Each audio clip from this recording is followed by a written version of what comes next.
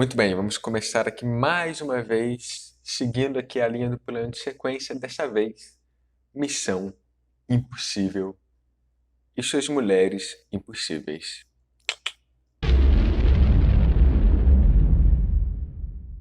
Muito bem, olá, sejam bem-vindos de volta aqui ao Plano de Sequência, esse quadro aqui do canal Quando Decide Pensar, onde falamos sobre algum determinado assunto de maneira direta, sem cortes, um papo aqui entre eu e você, comentando sobre algum assunto. E, bem, hoje vamos falar sobre Missão Impossível. Por quê? No Brasil tivemos a oportunidade de ver esse filme na pré-estreia, né, em alguns cinemas aí do Brasil. Ou seja, eu já vi ele antes do lançamento, que vai ser na quinta-feira aqui no Brasil, pelo que eu me lembro, que vai ser dia 12 ou 13, não lembro agora. Mas aí eu vi esse filme e ele é muito bom, tá? Meu gato miando aqui do meu lado. Ele é muito bom, tá? Mas eu vou falar mais dele em um outro vídeo no futuro. Porque aqui, vendo esse filme, me despertou um interesse em comentar sobre um outro assunto que eu quero trazer aqui para vocês. E você já deve ter identificado pelo título do vídeo, que é o quê? As mulheres da franquia Missão Impossível. E aí você pode estar pensando, eu, no meu papel aqui, no meu lugar de homem, talvez não seja o melhor para falar sobre isso. Contudo, eu vou falar aqui justamente da perspectiva masculina perante as mulheres, em como, de certa maneira, elas tentam fugir de alguns estereótipos, mas ainda se mantêm em alguns deles.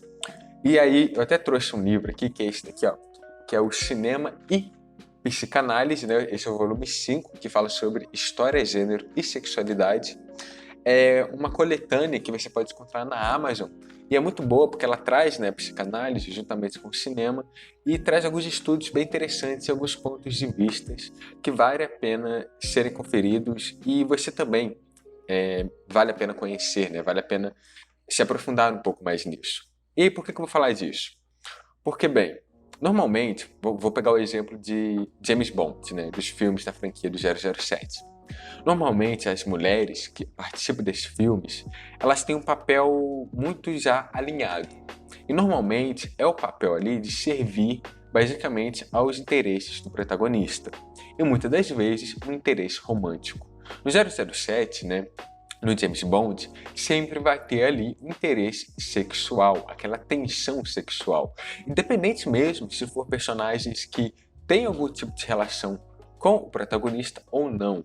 Parece que a narrativa sempre vai puxar para isso, criando, por exemplo, as Bond Girls, né? Que são essas mulheres que, por mais que tenham, e conforme os filmes, conforme os anos se passaram, o seu protagonismo tem aumentado, ainda há aquela necessidade de servitude ao protagonista, né? Que eu sinto que, querendo ou não, para isso mudar, alguns aspectos do próprio personagem têm que ser alterado. E no último filme agora, né, No Time to Die, acho que é isso mesmo, Sem Tempo para Morrer, isso foi alterado, de certa maneira. Houve ali uma relação diferente com a Bond Girl. E eu espero que nos próximos filmes isso ocorra também. Só que aí, no Missão Impossível, já é um pouco diferente. As Impossible Girls, e eu fiquei pensando nesse nome, eu nem sei se é assim que se chama, mas se for, é muito bom o nome. Elas são essas personagens que basicamente estão ali ao lado do protagonista, né, do Ethan Hunt, e estão também, é claro, num papel de certa maneira de servitude, mas ao mesmo tempo elas também possuem o seu próprio interesse. E é aí que elas fogem um tanto desses clichês do gênero. Elas, apesar de estarem no final do filme se aliarem ao protagonista, elas surgem com interesse próprio e também durante todo o filme elas ainda possuem esse interesse. Diferente dos filmes de James Bond, onde a protagonista, né, a Bond Girl ali, ela surge tendo interesse próprio e até o meio do filme isso já é alterado para os interesses do James Bond, na franquia Missão Impossível não. As personagens nunca deixam de ter o seu próprio interesse e até mesmo utilizar do Ethan Hunt, do protagonista, para alcançar esse interesse. Isso é bem interessante.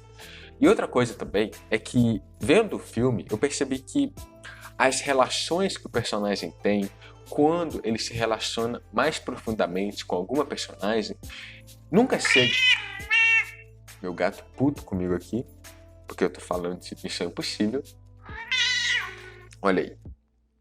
Mas, enfim, as relações ali com as personagens nunca chega a ser uma relação com uma tensão sexual direta. Não, pelo contrário.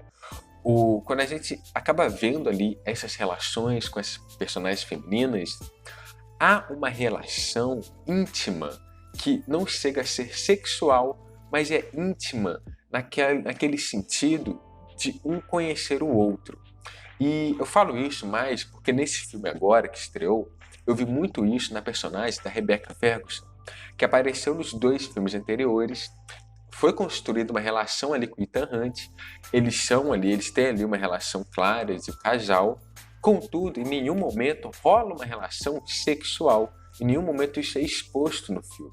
E pode ser sim que isso acaba sendo uma demanda dos atores, que eles não querem fazer nenhuma cena, do próprio Tom Cruise, mas ao mesmo tempo isso casa muito bem com a proposta ali que eles buscam oferecer, porque a intimidade é muito mais forte do que a própria questão sexual.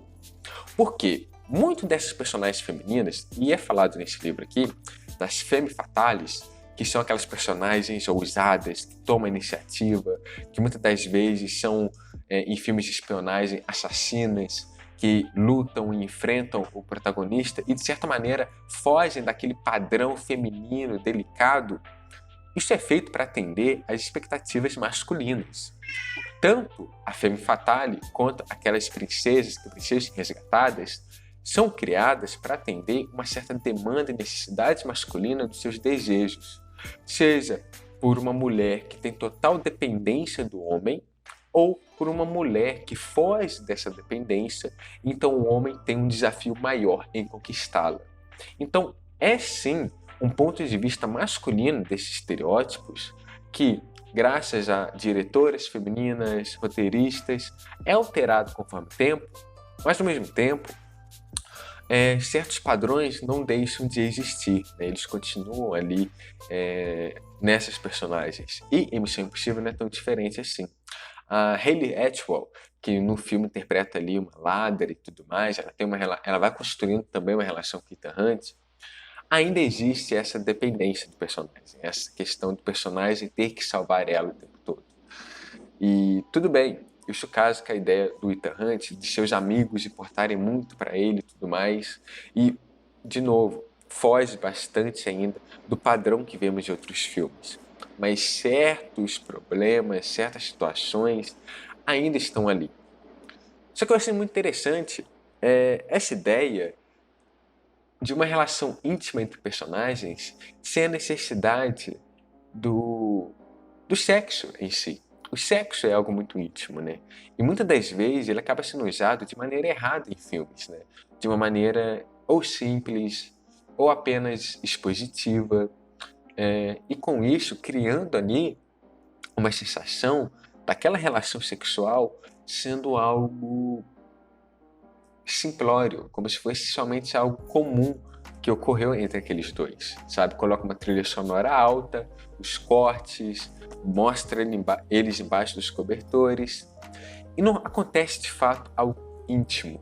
E aqui em Missão Impossível, e revendo, né, em retrocessos de outros filmes, a gente percebe que isso acontece muito. Que essa relação íntima que é construída entre os personagens vai muito além de uma questão sexual, é de uma relação de segredos. E casa muito bem com a proposta de ser um filme, uma franquia de espionagem, os segredos transformarem as relações em algo íntimo. Quando eles são descobertos, a intimidade então é alcançada. E eu achei muito interessante vendo essa perspectiva e tendo esse ponto de vista quando eu estava vendo esse novo filme, porque é muito interessante de fato, né?